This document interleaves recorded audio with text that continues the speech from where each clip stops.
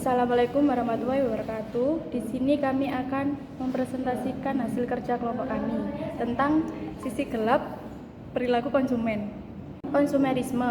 Pengertian dari konsumerisme menurut Mowen dan Minor 2002 berpandangan bahwa konsumerisme merupakan suatu gerakan yang telah meningkatkan kepekaan pemerintah dan perusahaan terhadap kebutuhan konsumen di pasar. Konsumerisme secara tradisional dipandang sebagai seperangkat kegiatan pemerintah, bisnis, organisasi independen, dan konsumen yang peduli dengan maksud melindungi hak-hak konsumen. Perang melawan konsumerisme.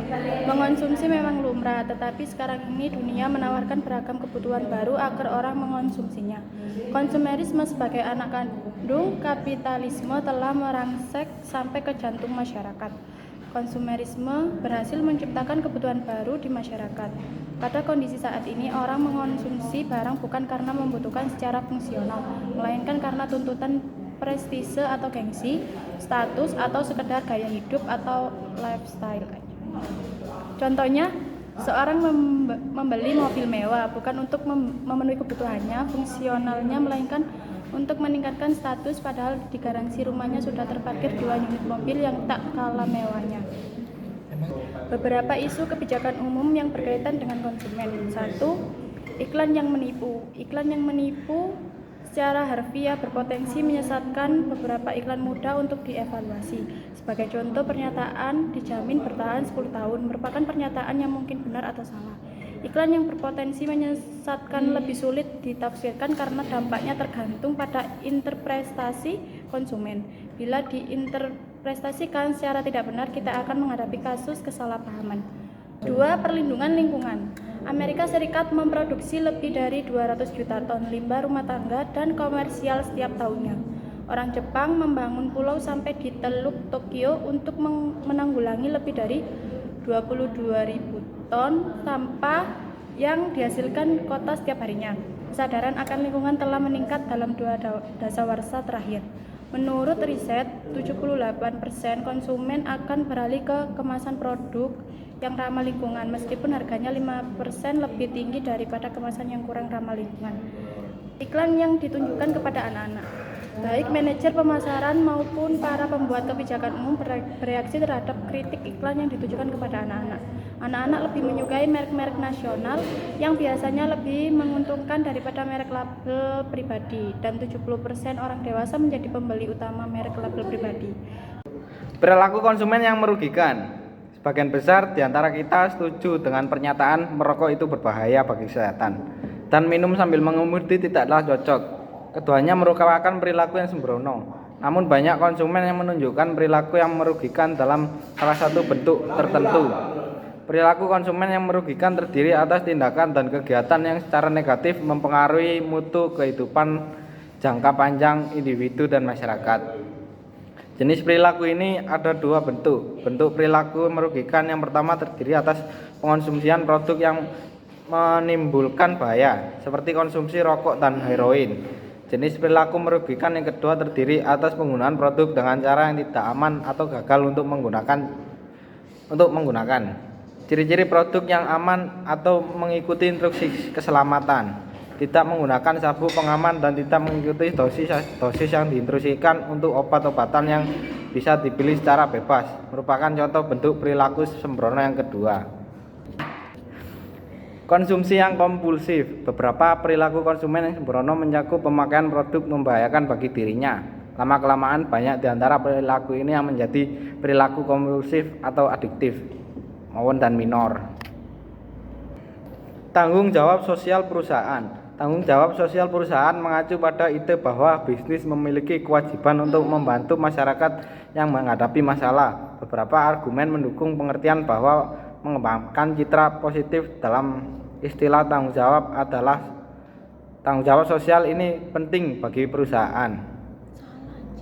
Keberhasilan jangka panjang. Salah satu argumen tentang tanggung jawab sosial tergantung pada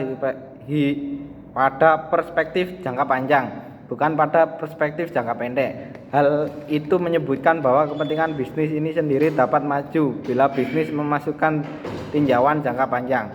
Posisi ini akan mendorong pengeluaran untuk mendukung kegiatan tanggung jawab sosial karena mereka akan menghasilkan manfaat di kemudian hari yang berupa persetujuan dan kesetiaan konsumen. Sebaliknya, fokus pada laba jangka pendek akan menghambat pengeluaran yang ditunjukkan untuk masalah kemasyarakatan.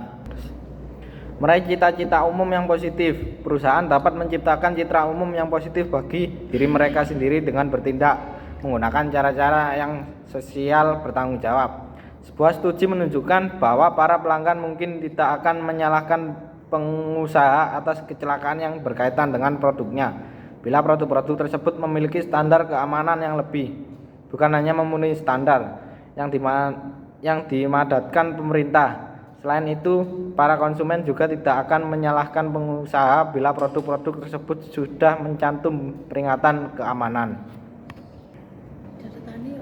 Menghindari peraturan pemerintah. Alasan terakhir untuk bertindak dengan cara bertanggung jawab cara sosial adalah untuk menghindari peraturan pemerintah. Dengan adanya nilai-nilai kemasyarakatan saat ini, bila bisnis tidak memberi respon pada tuntutan masyarakat itu sendiri, kelompok konsumen akan selalu menekan pemerintah untuk ikut campur.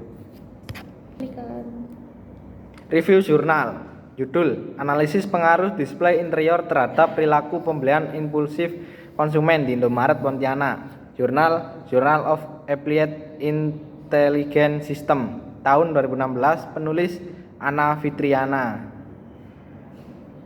Alur pikir.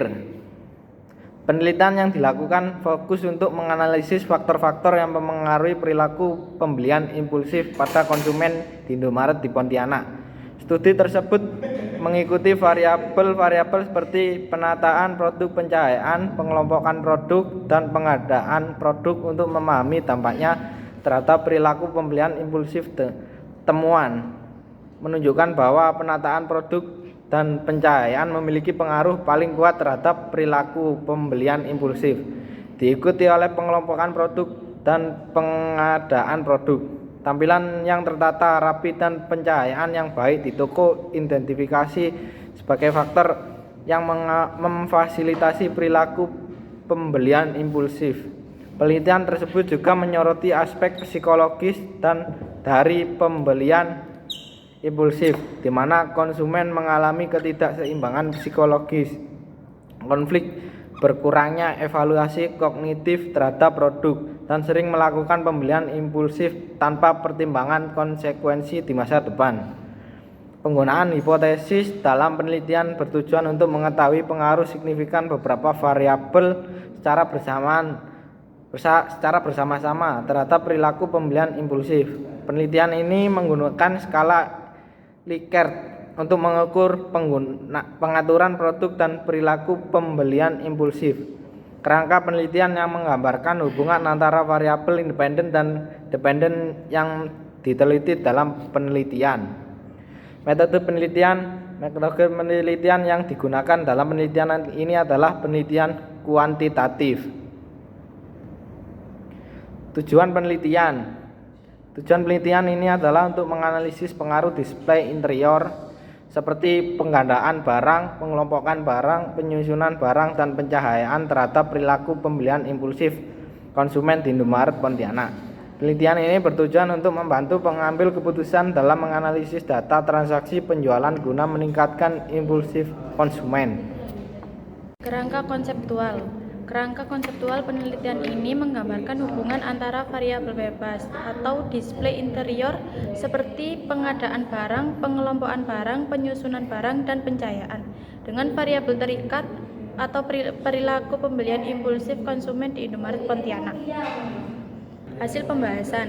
Berdasarkan hasil pembahasan, variabel display interior seperti pengadaan barang, pengelompokan barang, penyusunan barang, dan pencahayaan memiliki pengaruh signifikan terhadap perilaku pembelian impulsif konsumen di Indomaret Pontianak. Variabel tersebut secara bersama-sama berpengaruh positif terhadap perilaku pembelian impulsif sebesar 0,783, menunjukkan bahwa 61,31% terjadinya pembelian impulsif dipengaruhi oleh variabel-variabel tersebut. Kekurangan dan kelebihan. Kekurangan, satu, tidak disebutkan apakah penelitian dilakukan secara acak atau bagaimana sampel konsumen dipilih, sehingga tidak jelas apakah hasilnya dapat mewakili populasi secara keseluruhan. Dua, tidak ada informasi tentang validitas dan reliabilitas instrumen yang digunakan dalam penelitian, sehingga keabsahan data yang diperoleh menjadi kurang jelas. Kelebihan, penelitian menggunakan metode data mining dan analisis regresi berganda yang merupakan pendekatan analitis yang kuat untuk mengidentifikasi hubungan antara variabel-variabel yang diteliti.